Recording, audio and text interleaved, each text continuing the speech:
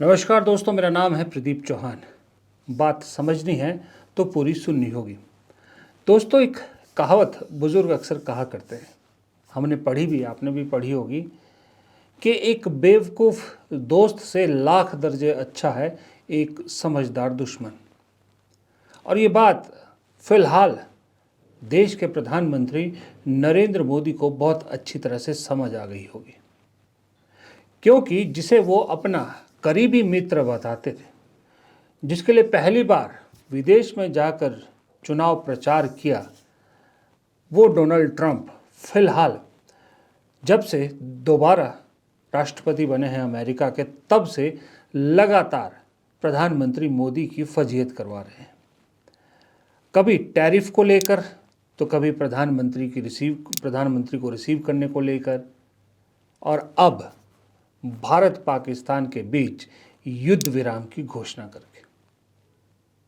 शायद भारत पाकिस्तान का युद्ध विराम होने के बाद इतना हो हल्ला ना मचता, इतना सरकार को कवर अप ना करना पड़ता, अगर डोनाल्ड ट्रंप ने भारत की तरफ से ऑफिशियली सीज फायर के अनाउंसमेंट से पहले ट्वीट ना कर दिया गया होता। डोनाल्ड ट्रंप की आपको उत्सुकता कह लो, या ओवर चालाकी जिसको कह लो, या अपने आप को दुनिया के सामने सबसे बड़ा लीडर दिखाने की चाहत ने भारत सरकार की किरकिरी करा दी कि प्रधानमंत्री को खास करके अब सवालों के जवाब देने पड़ रहे हैं। और शायद जिस वक्त आप ये वीडियो देख रहे होंगे, उस वक्त हमारे प्रधानमंत्री नरेंद्र मोदी देश को इस मुद्दे पर पहली बार संबोधित कर रहे होंगे, या कर भी चुके होंगे, या हो सकता है करने वाले हैं। 8 बजे से पहले अगर आप ये वीडियो देख रहे हैं तो करेंगे। अब उसमें क्या कहेंगे मुझे नहीं मालूम। प्रधानमंत्री क्या, जो तीनों सेना के जो डीजी ऑपरेशंस हैं, वो जो चीज़ें बता रहे हैं रोज़ के रोज़ मीडिया ब्रीफिंग में, उससे हट के प्रधानमंत्री क्या बताएंगे। लेकिन इतना ज़रूर है, मैं आपको गारंटी से कह सकता हूँ इस बात का, कि प्रधानमंत्री का जो ये पहला इस सारे मामले पर बयान है, वो या तो कोशिश है विपक्ष की उस मांग को टालने का जहां वो संसद के विशेष सत्र की बात कर रहे हैं, और अगर वो संसद का विशेष सत्र बुलाते भी हैं तो आप ये मान के चले कि ये स्टेटमेंट देकर प्रधानमंत्री संसद में बचना चाहते हैं बोलने से, वो नहीं वहाँ बोलना चाहते। वहाँ शायद आपको रक्षा मंत्री और विदेश मंत्री अपना वक्तव्य रखते फिर नजर आएंगे। दोनों में से कुछ तो एक चीज़ है ये, इसलिए प्रधानमंत्री देश को संबोधित कर रहे हैं। लेकिन सवाल ये उठता है कि चलिए, ये हमारा इंटरनल मैटर है, डोनाल्ड ट्रंप को ये हक किसने दिया था कि वो भारत के इंटरनल मैटर में अपनी राय, अपनी नाक बीच में डालें। सीज फायर के अनाउंसमेंट भारत से और पाकिस्तान से भी पहले करके वो दुनिया को क्या दिखाना चाहते थे। अगर आप प्रधानमंत्री को दोस्त कहते हैं, अपने मोदी जी को अपना दोस्त कहते हैं, तो दोस्त के साथ कोई ऐसा करता है। मोदी जी को शायद समझ में आ गया है कि ट्रंप किसी के नहीं है। इसीलिए मैंने कहा कि ना समझ दोस्त से समझदार दुश्मन अच्छा है, क्योंकि प्रधानमंत्री किस किस को ट्रंप की इस हरकत का जवाब देते रहेंगे। हम पारदर्शिता की मांग करते हैं। अमेरिकी राष्ट्रपति ने अचानक युद्ध विराम की घोषणा की। क्या भारत सरकार की कूटनीतिक नाकामी नहीं है? जनता जानने के हकदार हैं। क्या हमने तीसरे पक्ष के हस्तक्षेप को स्वीकार कर लिया? पाकिस्तान से वादे क्या लिए, ये भी हमें जानने का हक है। जनता जानना चाहती है। कांग्रेस की मांग मैं फिर से दोहरा देना चाहता हूं, जो राहुल जी और खड़गे जी ने पत्र लिखकर कहा कि संसद की विशेष सत्र बुलाई जाए और उसमें सभी दलों को बताएं कि युद्ध विराम की शर्तें क्या हैं। ये तो कांग्रेस है जो क्लैरिटी चाहती है। सुना है विद इन बीजेपी भी बहुत सारे लोग इस चीज़ को लेकर क्लैरिटी चाहते हैं कि आखिर सरकार ने ऐसा क्यों होने दिया। चलिए, वो प्रधानमंत्री के बयान से चीज़ें साफ होंगी, उस पर ज़्यादा बात नहीं करते। लेकिन सवाल ये है कि मैंने बेवकूफ़ दुश्मन तो बता दिया, लेकिन बेवकूफ़ दोस्त तो बता दिया, समझदार दुश्मन कौन है? समझदार दुश्मन आप थंबनेल से समझ गए होंगे, राहुल गांधी। अब तो आप गिनती भी भूल गए होंगे कि कितनी बार, कितने मौक़ों पर राहुल गांधी सही साबित हुए हैं। कितनी बार राहुल गांधी ने जो कहा वो सच निकला। डीमोनेटाइजेशन का मुद्दा हो, कोविड का मुद्दा हो, किसान काले कृषि कानून का मुद्दा हो, ड्रोन का मुद्दा हो, और अब हाल ही में जब से सीज़ फायर हुआ है तब से राहुल गांधी के एक और बयान बहुत वायरल है, जो उन्होंने पार्लियामेंट में कहा था कि किस तरह से भारत की गलत विदेश नीति के चक्कर में पाकिस्तान और चाइना एक हो गए हैं और भारत के लिए मुश्किल पैदा कर सकते हैं। कितने ही ऐसे इंसिडेंट्स हैं। राहुल गांधी की बात उस वक्त पप्पू कहकर जो है वो मजाक उड़ाया जाता है, लेकिन बाद में सच निकलती है। तो अब आप बताइए, क्या अब भी शक की कोई गुंजाइश है कि देश के प्रधानमंत्री की कुर्सी पर किसे होना चाहिए? कौन सी शख्सियत है जो प्रधानमंत्री की कुर्सी के लिए बिल्कुल सूटेबल है? वो शख्सियत जिसे अपनी राजनीति के ऊपर और कुछ नज़र नहीं आता, या वो शख्सियत जो दूर की कौड़ी समझ लेता है? मोदी जी जिस तरह से अपने आप को कुर्सी से ऊपर, अपने पद से भी ऊपर मानते हैं, जिस तरह से उनकी पूरी बीजेपी मोदी जी को देश से कंपेयर करती है, वो प्रधानमंत्री पद पर कैसे कभी कभी सूट नहीं करता, उसका उदाहरण है ये डोनाल्ड ट्रंप फियास्को। मुख्यमंत्री की कुर्सी पर ऐसा शख्स चल सकता है, लेकिन प्रधानमंत्री की कुर्सी पर नहीं। 10 साल प्रधानमंत्री मोदी ने अपना एक जलवा, एक ऑरा बनाए रखा, और उनकी सोशल मीडिया टीम, उनकी प्रोपेगेंडा टीम, उन सब ने खूब काम किया उस पर। इसीलिए चुनाव दर चुनाव वो जीतते गए। लेकिन सच्चाई का एक हथौड़ा पड़ा तो सारा जो ऑरा बना रखा था वो धराशाही हो गया। लोगों के सामने 56 इंच की सच्चाई सामने आ गई। लोगों को समझ में आ गया कि कौन अकेला सब पर भारी है, कौन पॉलिटिकली ज़्यादा मैच्योर और समझदार है। कांग्रेस के नेचर के विपरीत मैं खुद हैरान हूँ। इतने दिन हो गए, आज 22 अप्रैल से लेकर अब तक कांग्रेस की तरफ से एक भी ऐसा बयान नहीं आया जो पार्टी को नुकसान पहुंचाता हो, जो अक्सर कांग्रेस करती है। पार्टी ने एक स्टैंड ले लिया कि इस मुद्दे पर वो सेना और सरकार के साथ हैं, तो आज भी कायम है। सीज फायर हो चुका है, लेकिन आज भी कांग्रेस उस बात पर कायम है। बीजेपी को मौका ही नहीं मिल रहा कि कांग्रेस की किसी तरह से टांग खिंचाई की जाए, कोई मुद्दा मिल जाए जिसके आड़ में ये सब चीज़ें छुपाई जा सके। कांग्रेस ने ये बहुत शानदार काम किया, इनफैक्ट पूरे विपक्ष ने बहुत शानदार काम किया है कि ऐसे मौके पर बीजेपी को मौका ही नहीं दिया है। आज भी पूरी तरह से सिर्फ वो कह रहे हैं कि संसद का सत्र बुलाकर देश को सफाई दे दीजिए, बाकी कांग्रेस कोई डिमांड नहीं कर रही।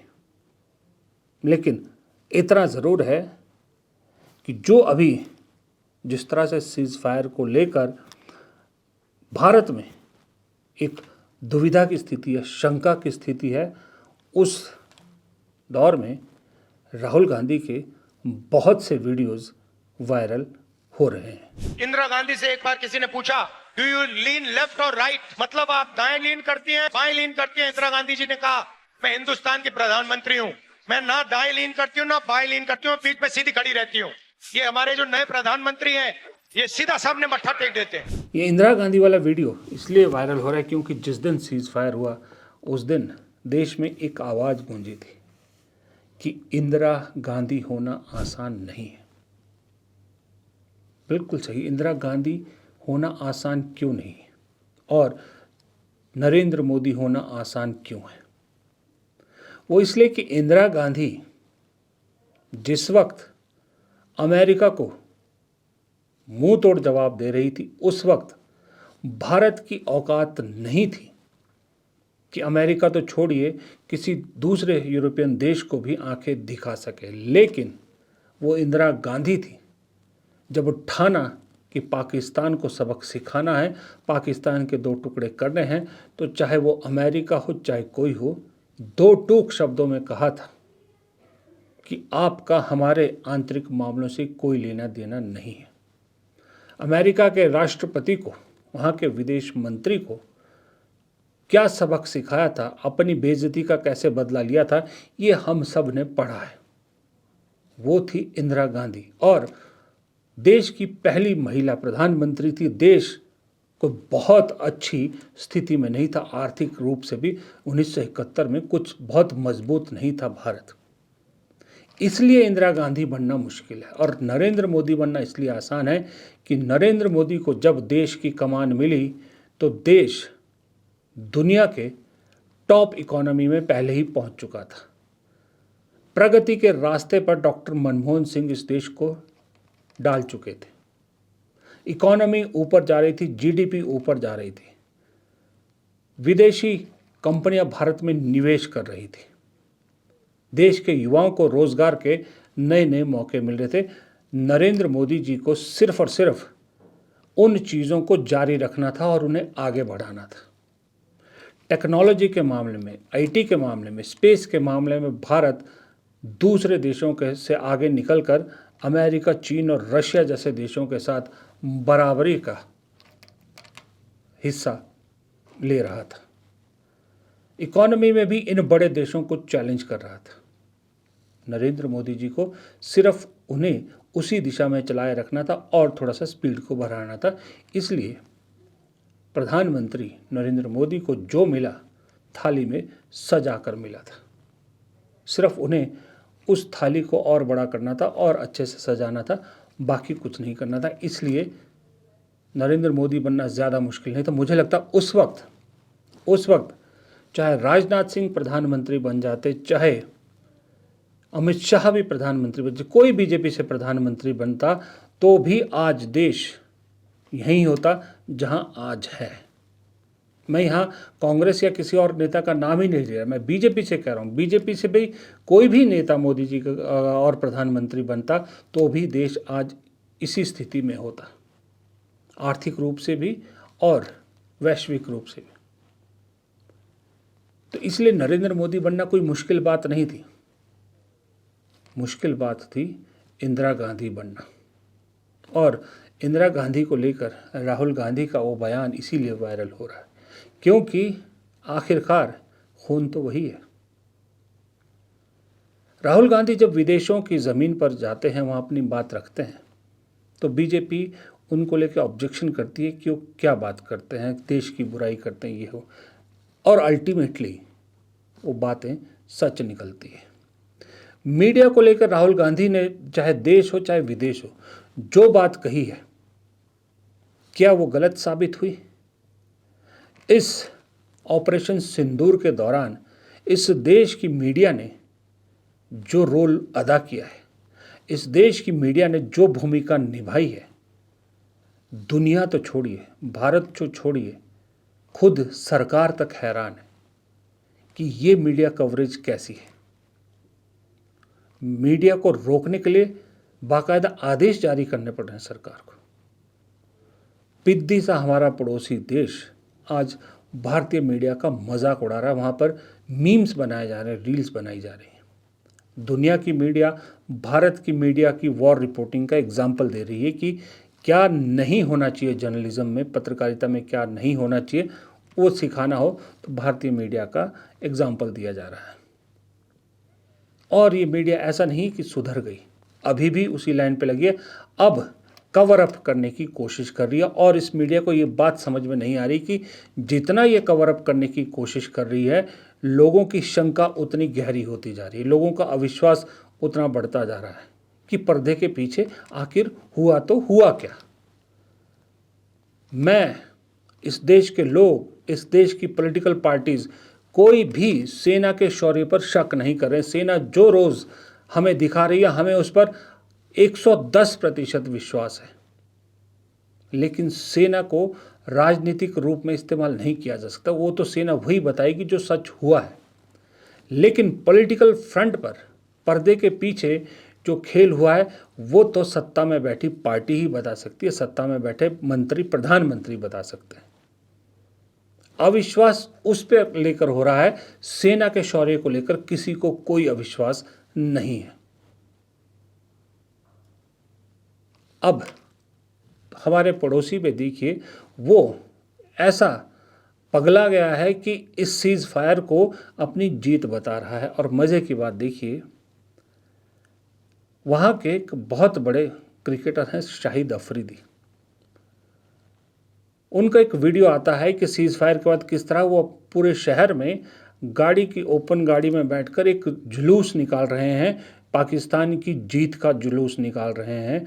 और दूसरी तरफ कुछ दिन पहले उसी शाहिद अफरीदी के साथ देश के बड़े नेता अनुराग ठाकुर और देश के गृह मंत्री अमित शाह के बेटे आईसीसी अध्यक्ष जय शाह गपियाते नजर आ रहे हैं।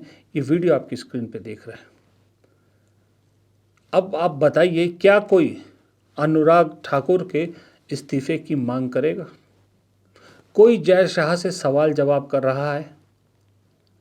बस सोचिए, अनुराग ठाकुर या जय शाह की जगह कहीं विपक्ष के किसी नेता की फोटो होती तो इस वक्त उन लोगों की क्या हाल होती, क्या हाल होता, माफ कीजिए। लेकिन क्योंकि सत्ताधारी पार्टी के हैं, इसलिए इनसे कोई जवाब नहीं। देश में मायूस जैसी स्थिति है। पहलगाम के शहीदों को अभी ढंग से लोगों ने श्रद्धांजलि भी नहीं दी, और हमारे उसमें 2-3 अफसर भी शहीद हुए हैं। इस माहौल में, युद्ध जैसे माहौल में, युद्ध की स्थिति में आज कुछ तस्वीरें दिखी जहां पर कंगना रनौत सांसद मोर को देखते नाचती नजर आई। उनका कसूर नहीं है, कसूर उन लोगों का है जिन्होंने वोट देके ऐसे लोगों को सांसद बनाया है, अपने संसद तक पहुंचाया है। जो वक्त की नज़ाकत को ना पहचाने, जो वक्त की आवाज़ को ना पहचाने, ऐसे लोगों को संसद पहुंचना चाहिए? ये आप ज़रा अपने अंतरात्मा से पूछिएगा, और अंतरात्मा से ये भी सवाल पूछिएगा कि जो देश के प्रधानमंत्री की कुर्सी है, उस कुर्सी का असली हकदार कौन है? फिलहाल इजाज़त दीजिए। नमस्कार।